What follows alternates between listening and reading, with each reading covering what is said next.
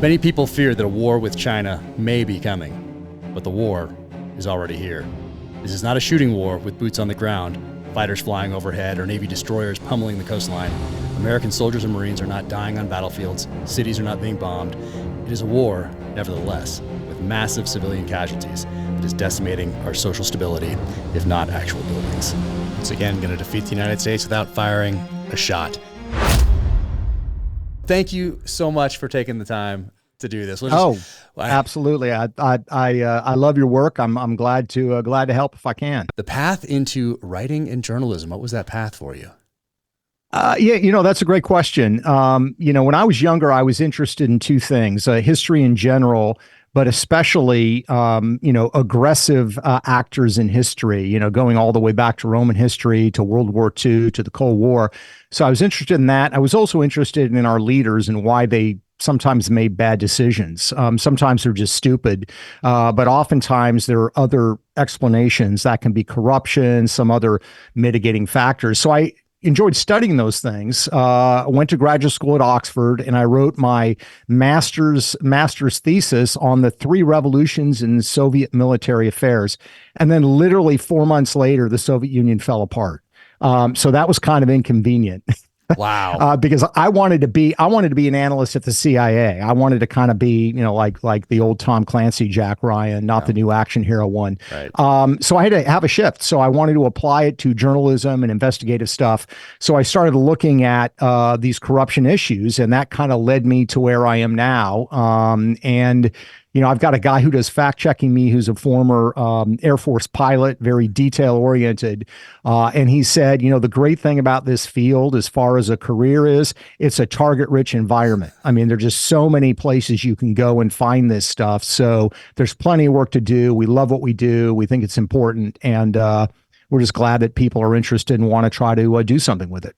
Yeah, I never appreciated just how much of that fact-checking, the notation, and the legalities behind it are tied in to nonfiction. My first nonfiction comes out in September on the 1983 Beirut barracks bombing, and so that's my first time having to deal with that side of the house. So knowing how meticulous you are with all your notations and attributions in these books, I wanted to ask you this at the end, but I think I'll ask right up front about how do these people, maybe I should wait. I was going to ask, how do these politicians that you put in particular, but other people, lobbyists and people in the military, but how do these people, particularly politicians, live with themselves knowing that this is out there?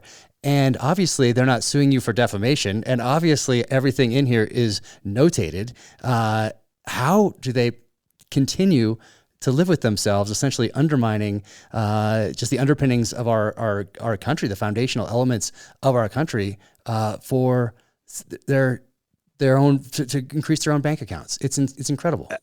Yeah, no, it's a great question. I think the answer is basically delusion. I don't think that, it's hard to kind of look into somebody's soul and know what their motivation is. I don't think they're saying, I hate my country, I want to undermine my country. I think they rationalize or delude themselves that the corruption they're engaging in is also serving some social good. So when it comes to China, you find a lot of guys who are taking a lot of money from the Chinese, who are taking postures and positions that benefit China, but they try to rationalize or dupe themselves into thinking, well, I'm bringing about peace. I'm trying to bring these two countries closer together.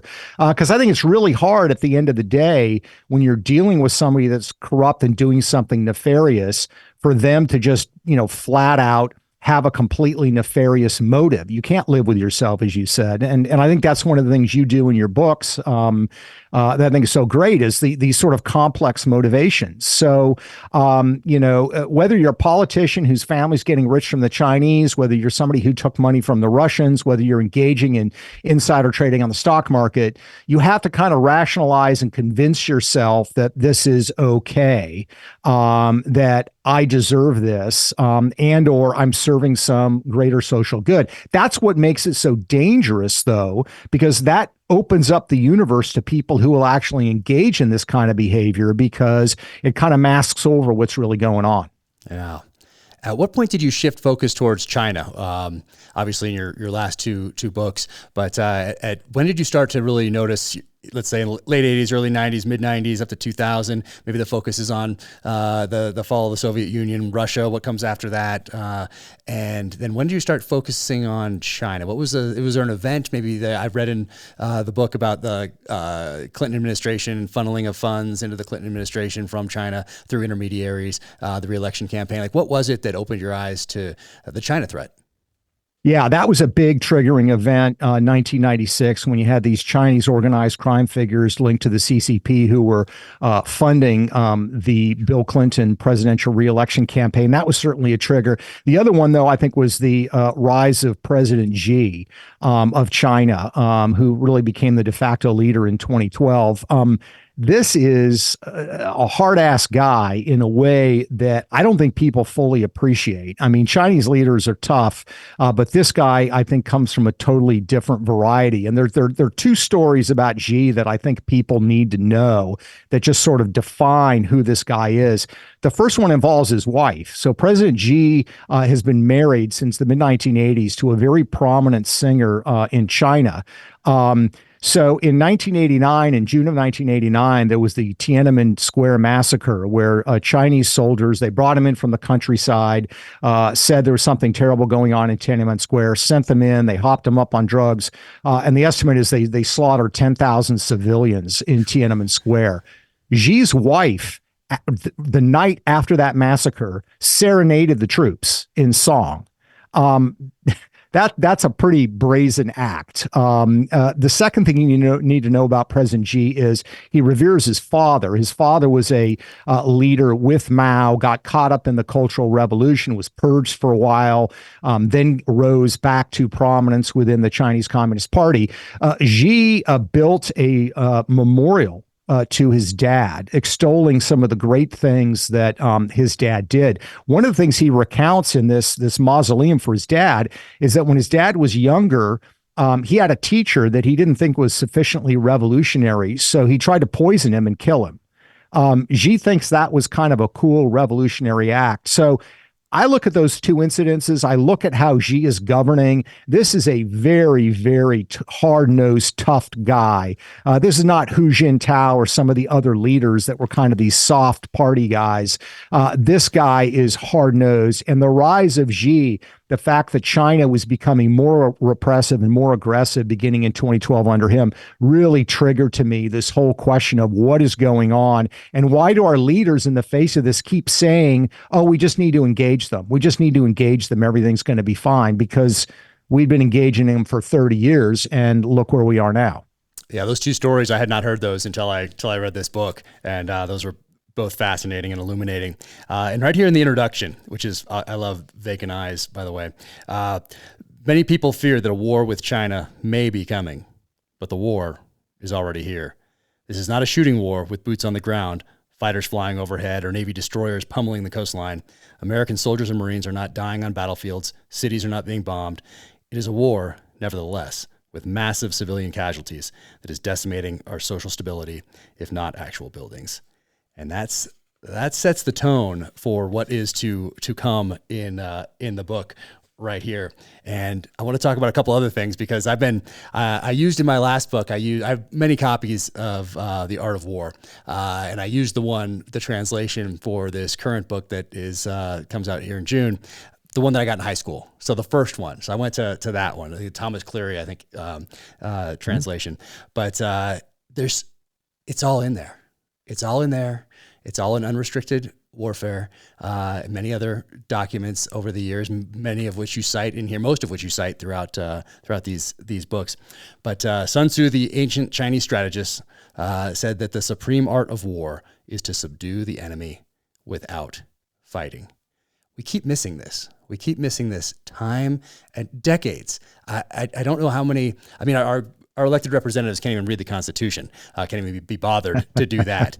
So to think that they're actually going to pick up some of this old Chinese strategies, that may be a bridge too far. But this ancient concept remains central to modern China's approach to war. It's all out there. Yeah. Yeah. Why do we no, think it that is. we're I mean, so, I think you said it perfectly. Why do we think that we fail to recognize this at the strategic levels? Maybe some of our military leaders. We have, how many generals and admirals do we have now compared to World War II? I mean, I would think that a few of them would be able to read these books and advise, especially the executive branch, but congressional leaders as well, on what's actually happening. Yeah, I think there's a couple things here. I think part of it, may be ignorance, although you're right. I mean, if you just read what the Chinese strategy is, what their strategic view is, it's different than, Western kinetic wars, where because of Clausewitz and because of our history, you have this dividing line essentially between war and peace. And that's not to say you're not engaging in, certain political activities, but for China, it's completely a blur. The point is as you said so well, you want to try to harm your adversary, even cause casualties, which they're doing with fentanyl and a whole host of their other strategies. You want to harm your enemy without rising above that threshold of kinetic war, because then your enemy won't be retaliating against you. So I think part of it may be ignorance. I think the other part of it, though, is the institutional problems that we have in any government. That includes the military. So I'm a guy who absolutely believes we need to be investing in, aircraft carriers, training for troops, bullets, whatever we need, that we should be investing in those things. The problem is that I think a lot of our military brass, the old saying, if you've got a hammer, everything looks like a nail. When they look at the China threat, they think of the China threat in terms of a massive World War II type battle in the Pacific. And that may come, God forbid, but China's doing a lot between now and then that is causing a lot of casualties in the United States, a lot of damage that is designed to tear us apart and bring us down. And we're doing very little or nothing to actually counteract that. So I think part of it is that institutional drive that, we've got all these hammers. This is what we're preparing for. So we need to make sure we have more hammers because obviously the threat that we're facing is a nail. And that's not really the case when it comes to China. Build the hammers as far as I'm concerned, but be prepared to fight these other battles that are already taking place. Sure. Recognize, like you say right in the introduction, that we're already at war. We saw it with Beirut 1983. We saw an enemy through proxies of Iran that had declared war essentially on the United States, yet we failed to recognize that over and over again, regardless of how we were targeted both in the Middle East and in Europe. We just, once again, everything looks like a nail. And I do like that you put this also in the introduction. It is important to distinguish between the Chinese government, which is run by the Chinese Communist Party, and the Chinese people. In many respects, the Chinese people are already the regime's biggest victims. True. Yeah. I think, we use Chinese for shorthand, but really what we're talking about is the CCP, the Chinese Communist Party. And the estimates are the Chinese Communist Party has killed at least 60 million of its own people. So they have suffered a lot. And I think the other thing we have to acknowledge and recognize is that, the Chinese Communist Party is a communist party. And when they have their celebration, their May Day celebration, they're carrying flags with Karl Marx on it, and sometimes with Vladimir Lenin. These guys weren't born in Shanghai. So these are very destructive Western ideas that a small clique of people in China adopted as their method of power to suppress their own people and to govern in China. So this is not a China problem per se. This is a CCP problem. And I think we need to absolutely keep that in mind and realize that's what's inspiring them, not, something just in their history. Yeah. And all warfare is based on deception. They do a very good job at that, and we do a very poor job of recognizing it. Or even worse, that willful blindness. Maybe recognized, but not doing anything about it. So perhaps even more shocking, you write, than Beijing's aggressions toward us has been the willful blindness of our political leaders. Rather than confronting the reality that Beijing is wreaking havoc on our soil, they focus on domestic policy minutia. Why?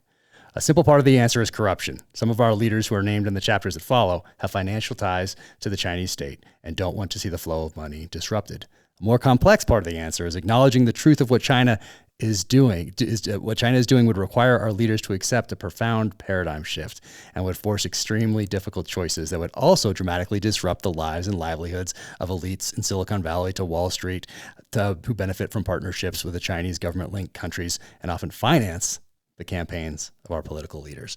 Financing the campaigns of our political leaders. When do you think that started as far as China goes? Was that the Nixon administration when things start to open up? Yeah, that's really when the not the pressure, the kind of co-option of American elites began. And Henry Kissinger is a perfect example of that. I mean, he was National Security Advisor to Nixon, then Secretary of State. He sort of opened up China in 1972. And Kissinger became what the Chinese call a friend of China, which is a very esteemed position. And there's a lot of scholars who say that if you visit Chinese Communist Party headquarters, in China, there's actually a portrait of Henry Kissinger there, one of only 2 foreign nationals. Kissinger, when he left government service, became a consultant for American businesses who wanted to have access to the Chinese market. And I get it. It's the biggest market in the world. You got 1 billion plus people there. And you know, what made that business work for Henry Kissinger? The fact that he had great relations with the Chinese leaders, and he needed to maintain those great relations with Chinese leaders. So what happened? He would get paid by American companies to introduce them to Chinese leaders, but he would go on television and opine on what our relationship should be towards China. Well, he couldn't go on TV and say the Chinese were doing something wrong. That would undermine his business. And so he became effectively an apologist for whatever China did, whether it was Tiananmen Square, whether it was some other political activity or military activity that was dangerous. That really kind of set the model that we've seen so many elected officials and diplomats go through, which is this strategy that the Chinese call elite capture. And it's what it sounds like. You know, if we're going to try to co-opt a country rather than go toe to toe with them, why don't we just pay off some of their leaders? And if we pay off their leaders, we'll get the kind of outcomes we need to serve our interests. And what they're looking for these leaders that they capture is, in their words, big help with a little bad mouth. And what that means is they want help on the big things. They want access to technology. They want access to our market. They want access to our capital markets, to investment dollars. But they also know that to maintain political viability, these leaders need to badmouth them sometimes. So they need to say, you know, human rights in China are not great. China will tolerate that as long as you're helping them on the big stuff. And what's also important to realize is the way they do it, they're very sophisticated. They're not going to show up with a shoebox of gold or a shoebox of cash and give it to some senator or, you know, a vice president. What they'll do is they'll set up the family, or they'll set up, you know, the adult children of the politician in business in China. They'll make them a consultant to some tech firm in China and pay them $1 million a year where they're not doing anything. But it has that air of legitimacy. And now the elected official realizes, oh, I've got friends in China. I need to take it easy on China. So it's a very sophisticated strategy. It's bipartisan. They do it to both Democrats and Republicans. And unfortunately, they find a lot of people in D.C. that are willing to go along with it. And it's out there in the open. I mean, it's all it's all noted right here. It's all out there. They're doing it right in front of our face, which makes it even worse, essentially, than the box of gold or whatever at the club that's pushed over with your foot or something under the table. I mean, it's incredible. The BCM AT Angular Torque Optic Mount. Twice the clamping force at the rail. Unprecedented zero retention. Less points of failure. The BCM Raider modular rail for AR rifles is built using a double wall extrusion, creating one of the most rigid free-floating platforms in its weight class. BCM Raider offers Picatinny rails and features either M-LOK or KeyMod interfaces at 3, 6, and 9 o'clock for the placement of additional enabling accessories. Go to BravoCompanyUSA.com and get yours today. Thank you to Bravo Company Manufacturing for your support of military law enforcement and the Danger Close podcast. Let's talk about fentanyl.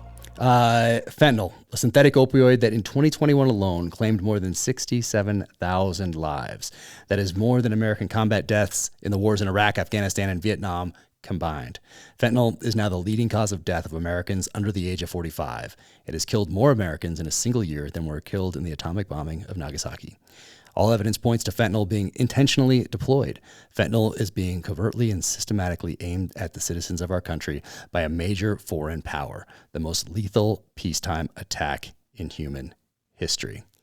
Yet, when President Biden meets with the president of China, they don't even talk about fentanyl. Yeah. No, I think there are a couple of big misnomers about fentanyl. The first is that it's like, heroin or cocaine. It's a drug addiction problem. It's not. Most of the people, the vast majority of people that die of fentanyl overdoses don't even know they're taking fentanyl. It's some college kid who, is borrowing an Adderall from a friend because he's trying to study for an exam. It's a counterfeit Adderall. He takes it. It's got fentanyl in it. He dies. Nobody understands what's going on until the autopsy. That's the first big misnomer. The second one is that this is all about the Mexican drug cartels. The Mexican drug cartel, as far as I'm concerned, and I think the evidence is overwhelming, they're the junior partners here. Just trace every link in the chain. The precursor chemicals that go into making fentanyl, 90% of them are produced in China. 90% of them end up in the port of Manzanillo in western Mexico. Who controls that port? Not a Mexican company, not an American company, a Chinese company. And that's why, lo and behold, they can never find out where this stuff is. When the precursors are then moved to northern Mexico to be turned into fentanyl, according to our Department of Homeland Security, there are 2,000 Chinese nationals living in northern Mexico working for the drug cartels to actually create this deadly cocktail that becomes fentanyl. Yeah. Now they've got the pure fentanyl. They need a delivery system. They need the pills, right? Because people are taking pills. They don't know they're taking fentanyl. So the drug cartels, they need pill presses, big industrial pill presses, and they need pill molds, those little molds so that the pill actually looks like a Vicodin or like an Adderall. Where do they get those from? Again, the Department of Homeland Security says they get those from China, and the Chinese are selling them to the Mexican drug cartels at cost. In other words, they're not trying to gouge them. They're not trying to make a bunch of money on this. So now they produce the pills. You're running a drug cartel. You're smuggling this stuff across the Mexican U.S. border. You need secure communications when you're distributing this stuff in the United States. You don't want law enforcement eavesdropping on your communications. So what do the Mexican drug cartels do? They use Chinese apps and they use Chinese encrypted communication devices because they know China will not share those communications with U.S. law enforcement. And then the final element of it is the money laundering. Every drug cartels needs to launder money. In the days when it was cocaine or heroin, they laundered their money in Latin American banks. They now have shifted to Chinese state-owned banks because the rates are better, they're more efficient. And again, according to our law enforcement, they oftentimes are using Chinese students in the United States on education visas to actually carry out the money laundering for them. So as I said, the Mexican drug cartels are the junior partners here. They're making bank. They're making cash. China's the senior partner here. And the goal is absolutely, in my mind, yes, to make some money, but it's also to kill Americans. And they reward people who do this. In 2021, the Biden administration sanctioned a guy named Juan because he was involved in the fentanyl trade in China and in Mexico. So they put sanctions on him. Big deal. He doesn't really care. 3 months later, he gave a speech because he was given an award by the Chinese Communist Party. Gets sanctioned by us publicly for being involved in the fentanyl trade. 3 months later, the Chinese give him an award, and he gives a rousing speech where he says he's proud of what he's doing because it's helping China in its battle with the United States. So that's what's really going on here. This is a war, a chemical war on the United States. This is not your typical drug problem that we've had in the past. Oh, and all those, I feel like I'm fairly up to speed on these things. And I learned so much reading Blood Money, especially. Like, it drives it all home. If you heard things, oh, China, precursor drugs, getting to Mexico, and it's just kind of out there, this drives it all home. And if you were ever thinking that, oh, it's just people talking or making assumptions or a theory, no, all annotated right here. Another one is moving the railroad, moving those things up into the United States that had a Chinese relationship. It's absolutely incredible. And also, you say half of the people who die from fentanyl overdoses are young and of military age. One U.S. government official has said this is the equivalent of removing 2 or 3 divisions of Army or Marines off the rolls every year at a time when we're having a recruitment crisis. It's absolutely, it's mind-boggling. And how did the most dangerous drug ever created become a household word in America? What makes the story even more troubling is that many politicians in the highest ranks of our government have access to all of this evidence. They don't even need access to the evidence. It's right here. It's in these books. It's open source for the most part. Imagine what's not open source and classified. Have remained strangely silent about China's deep and direct involvement in unleashing this menace. They have chosen to be willfully ignorant, complicit by indifference. That's great, by the way. They have what Churchill called vacant eyes. I mean, they are letting the equivalent of 2 or 3 divisions of Army or Marines taken off the battlefield essentially every year. Incredible. Yeah, they are. And some of them do it, as I say, because look, once you accept the fact of what China's doing and that it's resulting in this many American deaths every year, you can't have a normal relationship with this country. You can't say, well, we're going to worry about cultural exchanges and trade. You have to make this the center point of the relationship. And that's hugely disruptive for a lot of people. So that's part of the problem. There's a lot of go along to get along people in DC. But then you also have people in both political parties who actually have financial ties that could be at stake, and I'm gonna go ahead and name 2 of them, one from each political party, if that's all right. Yeah. The first one would be Joe Biden's family. Joe Biden. There's been a lot of reporting about Hunter Biden. We kicked that off in 2018. The Bidens have gotten tens of millions of dollars from Chinese entities. Here's the part, though, that I think is particularly relevant when it comes to the fentanyl. In 2017, they admit this, they acknowledge it, they don't dispute it. They got a $5 million forgivable interest-free loan, which they've never repaid, from a guy named Yi, a businessman named Yi, in 2017. What's troubling is that Yi at that time was business partners with a Chinese gang leader named White Wolf. That's the guy's name. White Wolf is the head of the Chinese criminal gang that set up the Sinaloa cartel in the fentanyl trade. And the Sinaloa cartel, they are the kings of fentanyl. They dominate that space. So you literally have a situation where the first family of the United States, there is 1 degree of separation between them and the people that are involved directly and profiting from the fentanyl trade. So, my question is, do they really want to have a conversation about Chinese involvement in the fentanyl trade? I don't think so.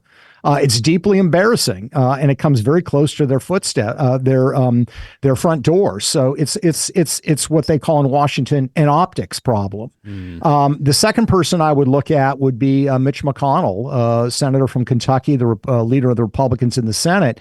His family has a shipping business, and back in 1993, he, as a senator, and his wife and father-in-law visited with the Chinese, and the Chinese State Shipbuilding Corporation invited them and basically set them up in a deal. And they said, hey, we'll build all these ships for you. We'll finance the construction of these ships. We'll put the crews in these ships for you, and we'll get you contracts with Chinese state-owned companies, and we'll help build your shipping business, which they did. That creates a problem, though, today, because they now have leverage. If Mitch McConnell were to call out China on this point or any other point that really pissed them off, the Chinese could destroy the shipping business overnight. And everybody involved in that knows it. That's the kind of leverage that they want over American political figures. And unfortunately, too many of them are worried about the money in their pocket or the optics of how it looks, rather than the actual people, Americans, that are being targeted and dying because of this. It's a good thing that the voters have short memories. You cite in here Joe Biden talking in the 90s about China, and then all of a sudden becomes strangely silent on it as time goes on. Same thing with John Kerry. You cite him in the book as well. Things he said in the past and has become strangely silent on that as well. I guess they saw a lot of catch-up over there, perhaps. But it's all in here. I did want to ask you about the Opium Wars also, the history. Chinese, obviously, they have a little longer memory, apparently, than Americans do. We can't even remember something from the mid-'90s. Yet the Opium Wars feature prominently in this strategy, essentially to poison America's youth. Can you talk a little bit about that? Yeah, I mean, this is, I think, revenge for the Opium Wars. And President Xi hasn't quite said that, but he's come pretty damn close to saying that. Opium Wars in the 19th century were devastating on China. I mean, the short history of it is, beginning in the 1800s, China was a major prosperous power in the world. And then suddenly the opium trade came to China. And there were a lot of British and some American merchants that were involved in the trade, did huge business. Opium, of course, highly damaging, highly addictive. It reached a point where it's estimated 25%, 1 out of 4 of everybody in China was addicted to opium at the height of this.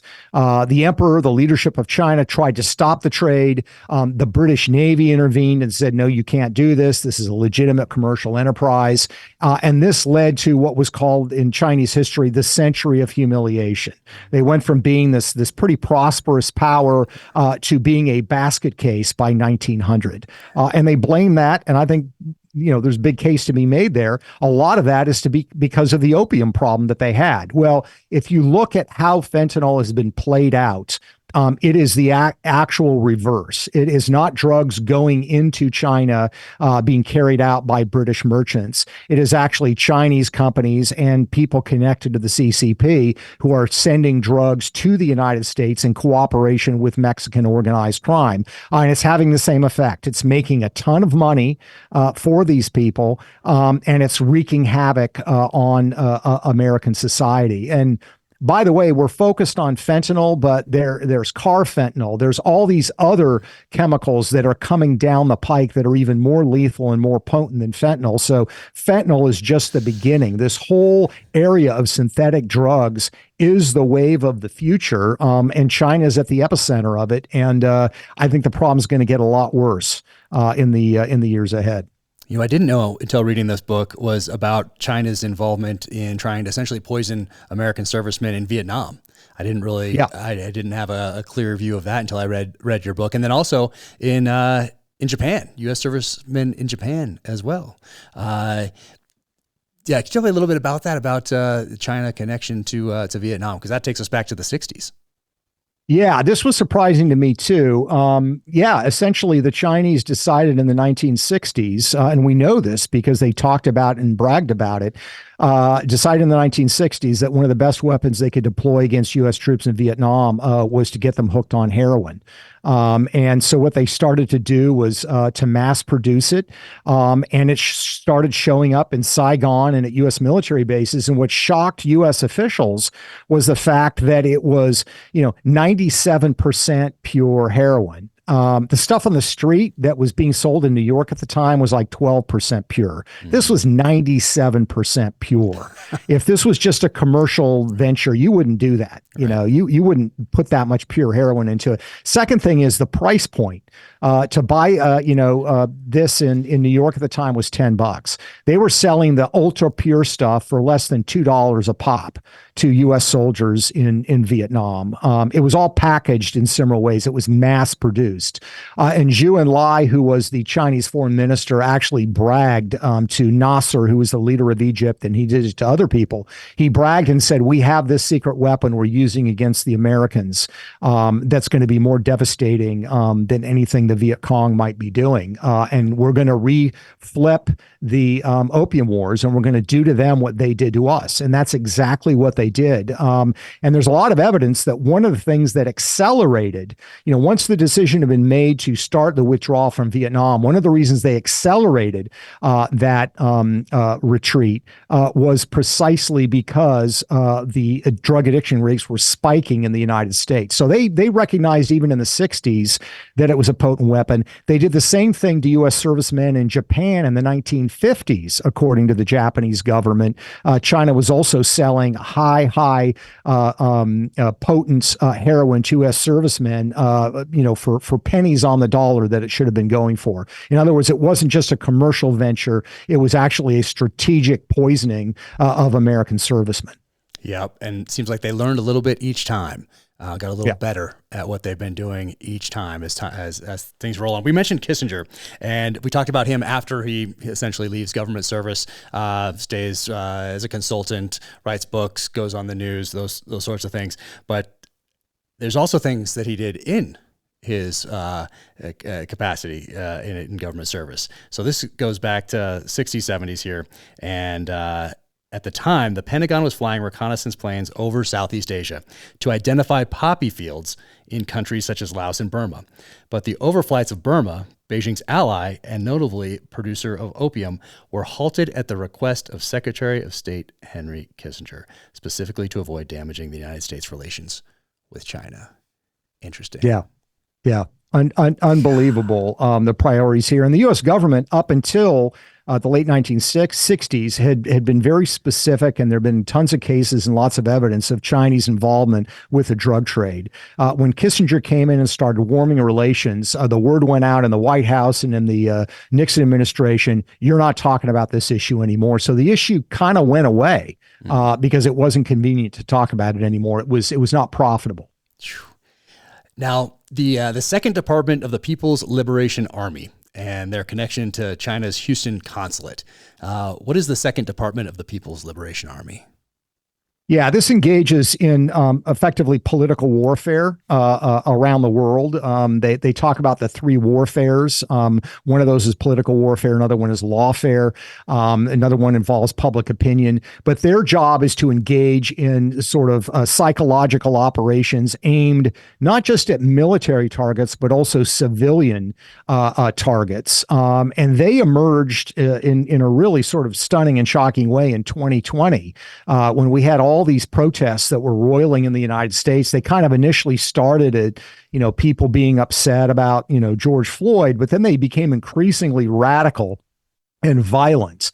And one of the things that happened during that spring and summer of 2020, is that members from this unit in China arrived at the Houston consulate, and they started setting up operations to encourage protests in the United States.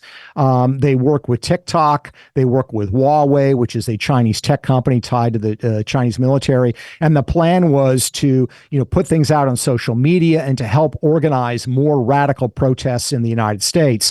This is what led in July of 2020 of the Trump administration of shutting down that consulate. And there's actually video footage you can find. They give the order to shut this unit down, send everybody home. They're literally burning documents in the courtyard of the consulate before they leave. And that's just one thing that China has been doing to sort of foster division in the United States and create social turmoil in our country. And they learned a little bit from the Russians as well. You cite that in this chapter. Interestingly enough, Jack Dorsey, at the time, the CEO of Twitter, retweets something from a fake account that encourages this division. Yeah. I mean, unbelievable. And it's all cited in here. What did China learn from Russia? What did they take from Russia? Yeah, it's interesting. I mean, I studied the Soviet Union for a long time, and subtlety is not something that often comes up when you're describing the Soviet approach to these things. So, the Soviets started working online, really 10, 15 years ago to try to use it as a vehicle for propaganda and to sow division and confusion among their enemies. And they're pretty crude about it. They had some successes, but it was pretty limited. China saw sought to imitate them, and initially it was pretty crude. In 2020, for example, a couple 100,000 YouTube accounts were shut down because they were deemed to be connected to a Chinese, political warfare campaign, and they caught them because all the postings were going up between 9 o'clock and 5 o'clock Beijing time. In other words, people were doing it during business hours. But they've gotten more sophisticated, and they've learned from the Russians what to do and what not to do. And what they've realized is that, okay, you might be able to put out propaganda that will make people more sympathetic to your point of view, but it's much easier and much more effective to kind of roll a digital grenade into a bar and let it explode and let people start blaming each other. Use it as a tool for social division. And that's kind of what China does. They have a massive operation.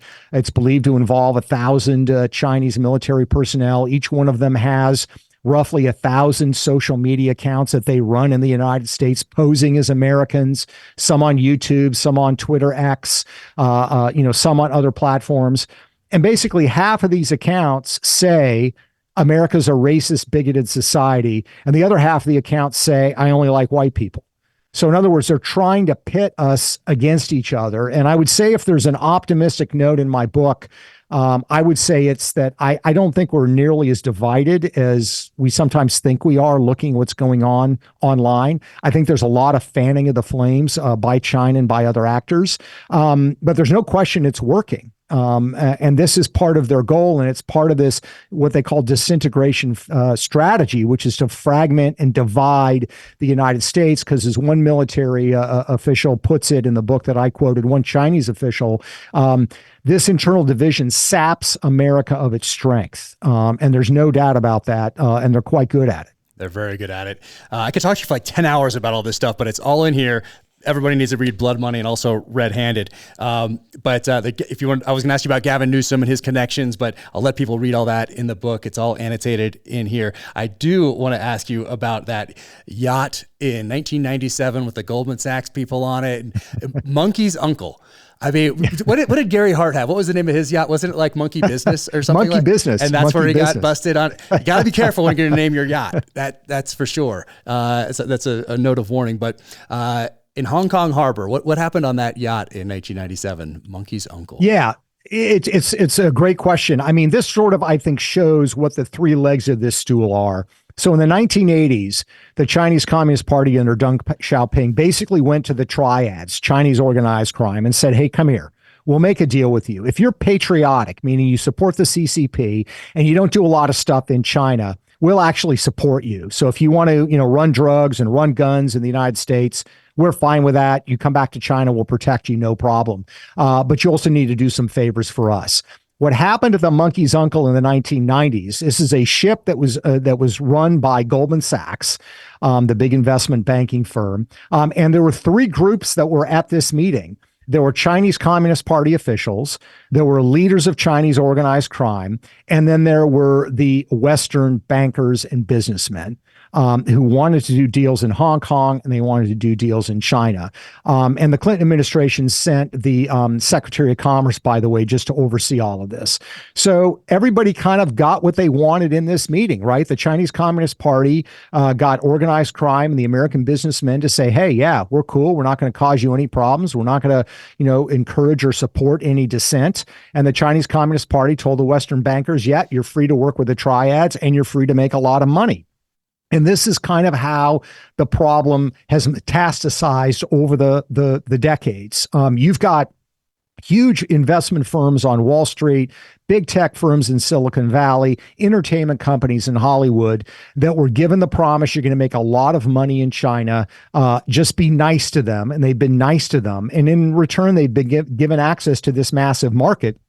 The problem is, these industries now have become effective lobbyists for the Chinese Communist Party, because when U.S. relations become difficult with China, China doesn't go to the White House or Congress. They go to Wall Street and they go to Silicon Valley and say, there's a problem. You need to go lobby your officials and get them to stop doing this.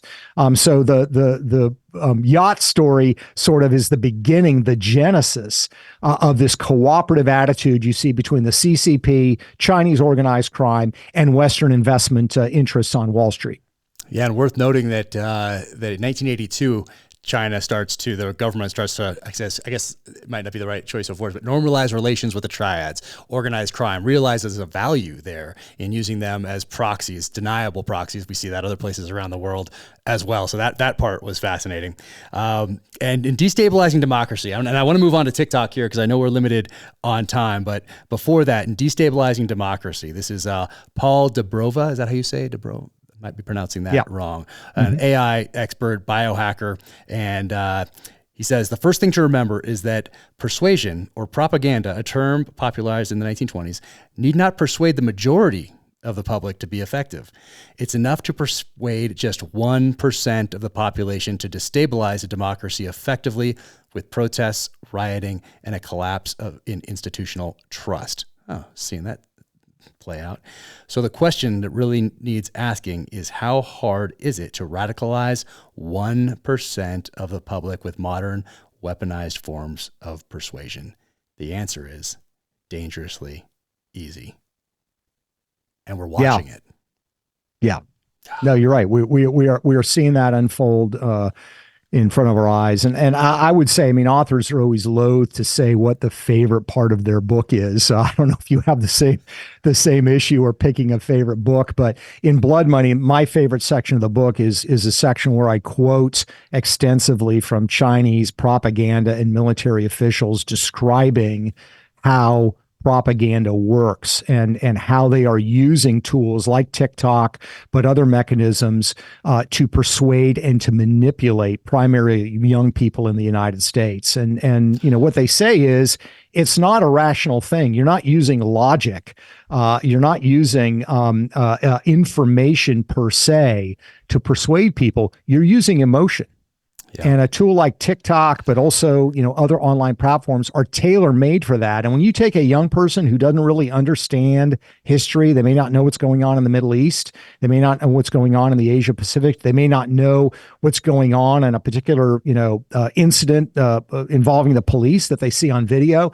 But you can infuse it in such a way that it evokes a deep emotion. The propagandists will say that's when you've got them, because that person takes that emotional hit, thinks it's righteous indignation on their own part. In other words, they've arrived at this emotion by themselves. And once they have you there, they now say it's very easy to start leading you into a direction of changing your values, changing your point of view, and changing what you think is important.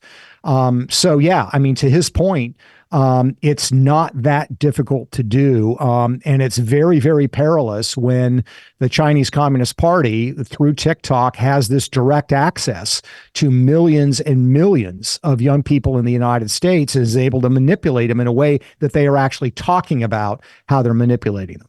Yep. Every parent needs to read that chapter. Part 3, Hide a Dagger in a Smile.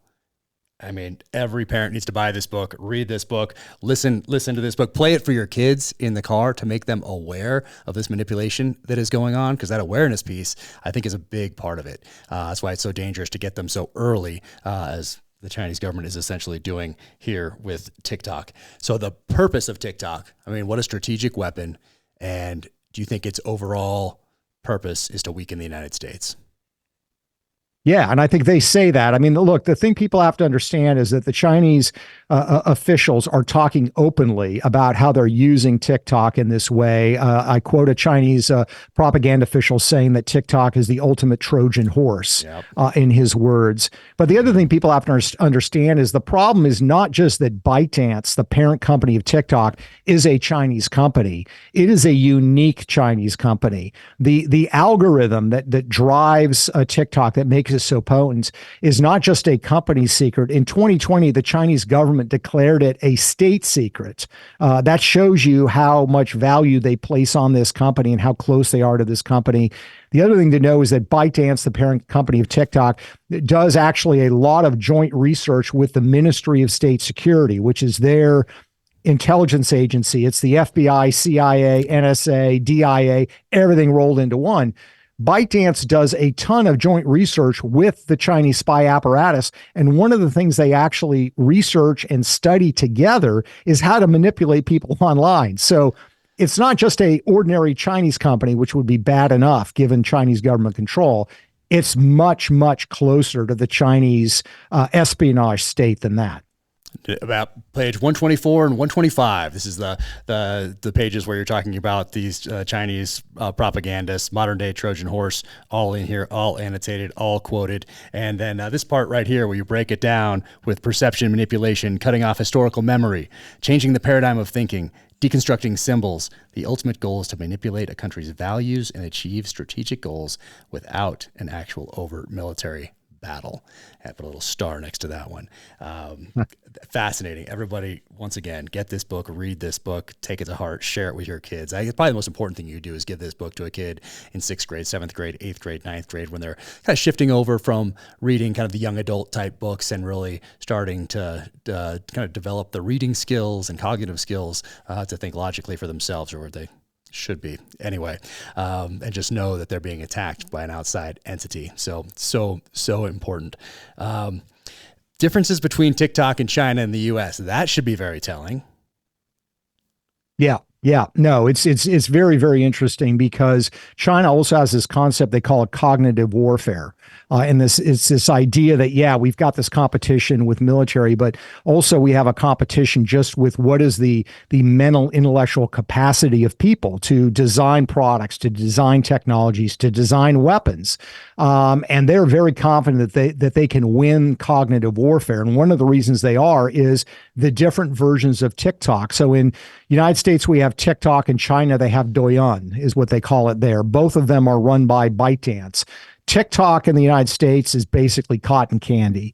If you spend time on TikTok, the vast majority of videos, especially young people are being exposed to, are people with blue hair dancing, or pulling silly pranks.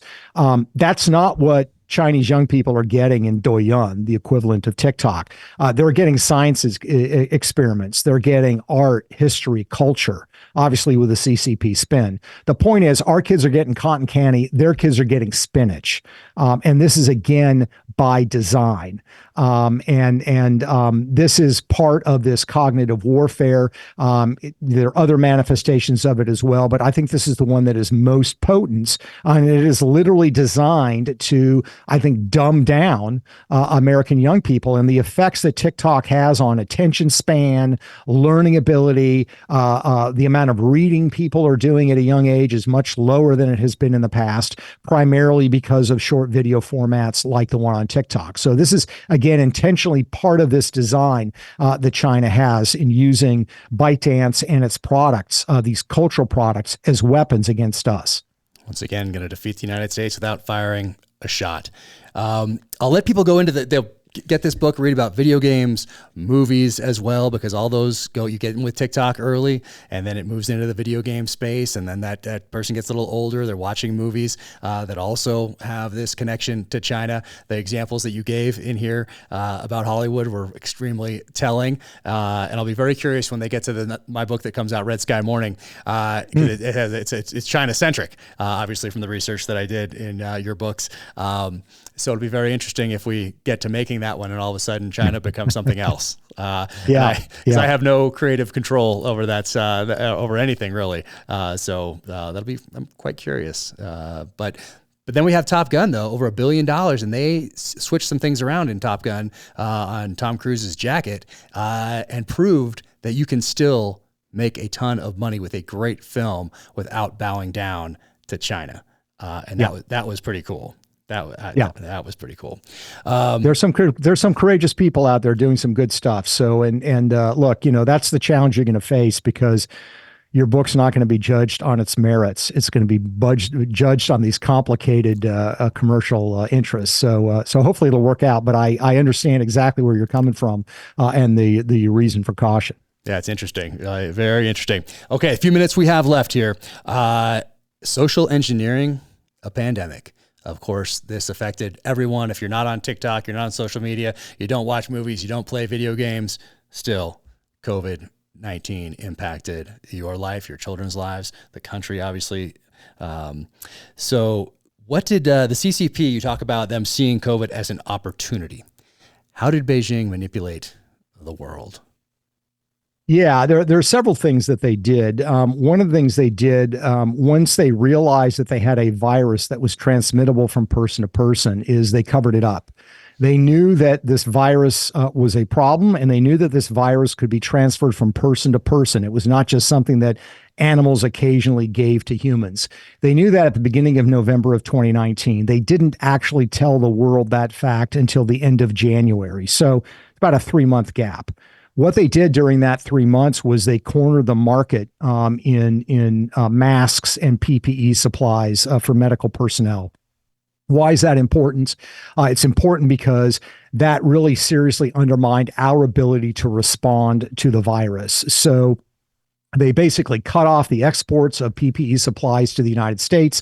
They also went around the world and bought them up and brought them back to China. So when we finally were alerted to the fact that this could transfer from person to person, there were very few PPE supplies to be found. And what I'm talking about here, by the way, are not the kind of the silly cloth masks that they told everybody to wear. These are the ones that actually medical personnel were supposed to be wearing to protect them when they were actually caring for the victims of this. The other thing they did was the Chinese intentionally gave us terrible medical advice that maximized the body count. So one of the things that China told us was if somebody has serious respiratory issues relating to COVID, put them on a respirator. And you remember there's that famous scene when then the governor of California, Andrew Cuomo, gave an angry press conference saying, I can't get any ventilators. They send me 400. I need 40,000. Well, that was part of the panic because China was telling us, put people on a ventilator. Turns out when you put somebody on a ventilator with COVID, it actually increases the mortality rate. 97% of the people put on ventilators died. China basically knew this. And there's a series of other things they did. So they were looking for opportunities to exacerbate the problem for us once they realized they were dealing with this virus. The other thing they did was they tried to push us in the direction of adopting their model for dealing with viruses. The standard protocol for us before COVID was if a pandemic hits, people should live their normal lives unless you're sick. If you're sick, you need to stay home and isolate. And the entire strategy of the Centers for Disease Control was people should live their normal lives so there's less anxiety, people are their psychological health is better, et cetera, et cetera. China's model was completely different. China's model was you lock down. Well, we ended up locking down and imitating China, and that was in part because of the misinformation that they provided to us and the things they tried to do to sort of nudge us in the direction of adopting some of their police tactics. Early in the spring of 2020, they donated a couple of hundred drones to municipalities in California and New Jersey. And you had local authorities that were taking drones, flying them around cities with loudspeakers saying, hey, you're on the beach. You're supposed to be quarantining. Go home. I mean, it was out of a dystopian novel. It was the sort of thing China was doing. These were enormous victories for China, and they counted them as such because it was allowing them to sort of impose elements of their political model on us. So this is, I think, part of the hidden history of COVID that we all went through, that we all experienced, but we don't realize fully what was going on. They viewed it, as one senior CCP official put it, as a form of unrestricted warfare against the United States. And it was absolutely very, very effective. And so many people fell in line with the help of pundits paid by China, medical professionals paid by China. Remember the guy arrested for paddleboarding off the coast of Malibu? I mean, ridiculous. And so many people fell right in line. That should be a warning. That also interesting to me, obviously, is all the indications and warnings ahead of time in the fall of 2019 that you discuss in the book, that for all the billions of dollars that we spend on our intelligence apparatus, that that we either missed or ignored. And I'll be very curious in the years ahead if people 10, 20 years from now write books about their experience about trying to raise an alarm and getting that shut down. I would not be surprised if that happens, because there were so many. You mentioned a couple of them with the protective equipment being bought up and all the things that are happening in and around China at the time that are different, that would cause somebody in this intelligence apparatus in the United States to note, oh, there's a change. They don't even have to figure out what it is, but at least note that there was a change. Oh, and there's another change over here. Wait a second. Maybe somebody can start connecting these dots, because they were not hard to. And 2020, of course, hindsight being perfect. 2020. It's hard to believe that we spend so much money didn't catch those indications and warnings. So that's a question. Can you talk about, in the few minutes we have next, Neil Ferguson and the Imperial College of London, their reports on COVID and ties to China? I thought that was fascinating. Yeah, this is a study. I mean, when I started researching this, I remember this study. It was kind of shocking. Imperial College of London, they issued a report in the spring of 2020 that terrified everybody. In fact, there were reports from the White House that Trump was visibly shaken when he heard this report. What the report basically said was that if we did not adopt China's approach to dealing with this pandemic, which is massive lockdowns, that by the end of the year, 2 million Americans would be dead and 500,000 people in the UK would be dead. Of course, that didn't happen. But this had sort of the imprimatur of science and Imperial College of London, and it set off a panic, and it led people at CDC and other government agencies to really start aggressively advocating for Chinese versions of lockdowns. Here's the thing, though. When you start looking at Neil Ferguson, this is the guy who was the head of the study. This is the guy, you remember, by the way, who wanted lockdowns, and it was found that he was sneaking out because he was having an affair with somebody. He was violating his own rules and got roasted for that, appropriately so. He's the one that led this study, but he used Chinese data and Chinese scientists on this. And Imperial College of London itself is the premier academic partner in the entire world with the Chinese government. They do a ton of research. They provide a ton of funding. There's a massive connection there. This went completely unnoticed. The fact that this Chinese funded and supported entity in London was behind the study, using Chinese data and using a Chinese-based scientific information that was fraudulent, went into this study that panicked us into imitating Chinese versions of lockdowns. This is an example of the ways in which China uses these tools to manipulate us. And we've got to become a lot more sophisticated about this, because if we don't, it's going to be to our peril. And they are going to, I think, successfully lead to transforming the way life is lived in this country, unless we wise up to this. Yeah, no, I appreciate you writing about this, speaking about this. We'll probably get shut down for even talking about this. Remember when that was going on?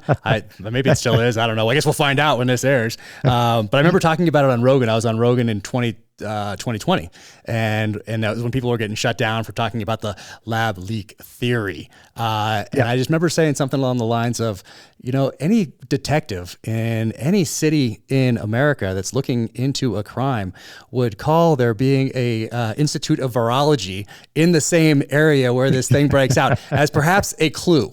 Perhaps, at least to be investigated. But then you started even asking that question, shut down. And it's amazing. And all of this is out there, and all of this is annotated right here. And these are quotes from people. These are from journals. This is not just conjecture or theory.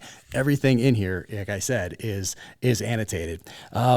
Getting to the end here, and we got to move on, just the ties between Wuhan lab and the Chinese military. I thought that I hadn't seen that before spelled out like you have it in here. First built by a French company with the Chinese, and then the number of people that are supposed to be working there, what it really ended up being. Like, all that was fascinating. Yeah, this was supposed to be a joint lab between the French and the Chinese, and the French built the lab, and then the French backed out of it because the Chinese military was so involved. And it was supposed to be, by the way, an open lab, a civilian lab, and it was not. And the number of personnel much smaller than it was originally envisioned, and a lot of the research that has gone on there involves the Chinese military. So the Wuhan lab has never been what it was supposed to be. And again, they co-opted, Western financiers and Western businessmen to do their bidding under a false pretense. And the end result was this laboratory that is shrouded in secrecy, that is directly run by the CCP and the Chinese military. So in my mind, it's very, very clear that there was Chinese military research going on there that was being subsidized by the United States, also U.S. taxpayers, through this sort of cutout nonprofit called the EcoHealth Alliance, that was subsidizing the kind of research that wasn't being allowed to be done in the United States, I think for good reasons. And these American specialists thought it would be good for quote unquote science. And the Chinese knew that it would be good for them. And it absolutely was. And that's where I think we got to this day. And the problem is, even though EcoHealth Alliance was involved in this, there's evidence that even up to today, there is taxpayer money going to EcoHealth Alliance, and EcoHealth Alliance is in turn sending money or working with the Wuhan lab. Subsidizing our own demise. You write something else. I want to finish with this. I know we have to get moving here, but it smelled like a cover-up because it was a cover-up.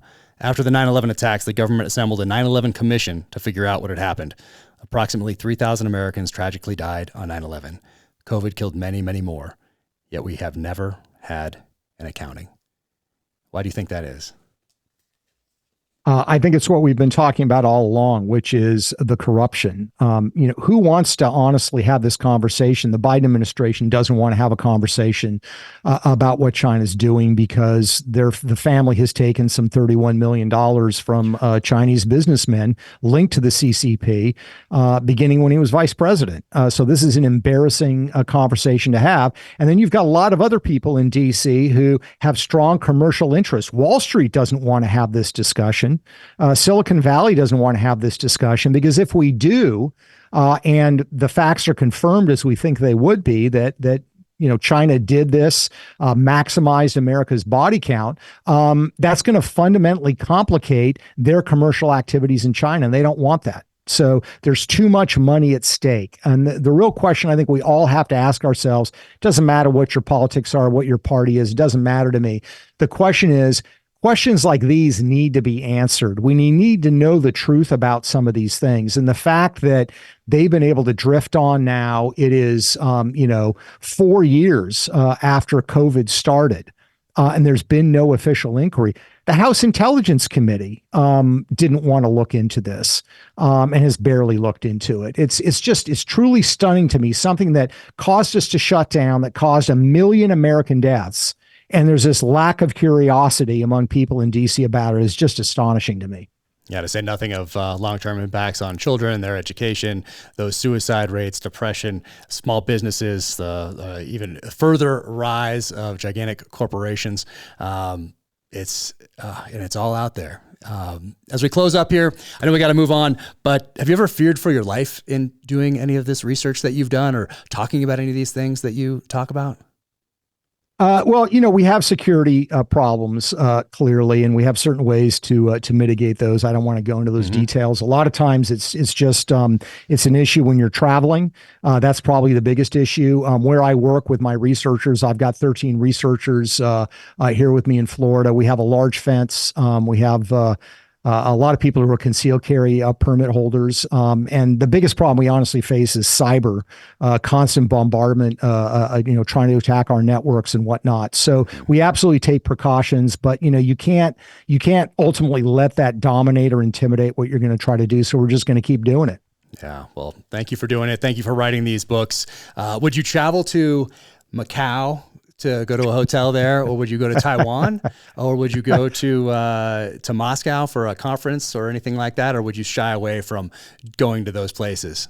Well, I would just say I can say this because I was outed by the New York Times last year, but I have worked as a confidential informant with the FBI just related to my research, nothing else. But I've been advised by people to stay away from the Asia Pacific area for the time being, and that's what I intend to do. So I'm happy to have my feet firmly planted here in the United States and to stay here for the foreseeable future. I was thinking the same thing because I was trying to get to Macau for this last book, and it didn't work out for a variety of reasons, just juggling a gazillion things. But in my mind, I was like, well, maybe it's good that didn't work out, or maybe I could have gotten away with it, but maybe not after this book comes out. Yeah. And I'm lucky that I got to go. I was very fortunate to be able to go to Beijing, to Shanghai, to Taiwan, to Moscow, to Odessa, Ukraine, back before I was in the military. So a lot of times I think back to those times, and then I read about some travel blogs or things that are going on now, and think about how things have maybe shifted over these last 30 plus years. So I'm very fortunate that I can go back to those experiences and those places and not feel the need like, oh, I've got to get to Moscow for this one, but I can remember what it was like. I can remember the architecture. I can remember being how cold it was because it was there in the winter. And I can take all those feelings and emotions and apply them to these novels because I've been there in the past. Curious what would happen if I touched down there today. Yeah, I wouldn't advise that, my friend. I would not advise Thanks, that. I'll take note. But hey, thank you so much for your time. I sincerely appreciate you doing this. It's wonderful to finally talk to you, and hopefully we can do it again soon because I could talk to you for hours upon hours on all these topics and all the research that you've done over the years. So thank you so much for doing what you do. Thanks. I appreciate it, and love the work you're doing. I appreciate not only the information you put in on sort of the tradecraft that you're familiar with, but from my standpoint, when you write about corruption, these issues, these aren't cardboard cutouts. I think you really capture the complexity of it. So appreciate all the work you're doing, and I really enjoyed the conversation.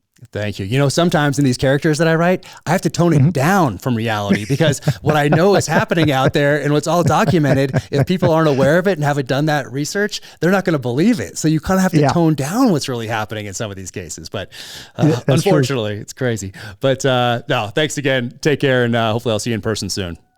Yeah, thanks. Take care. Until the next time, take care out there. Stay safe. Be strong. Keep fighting.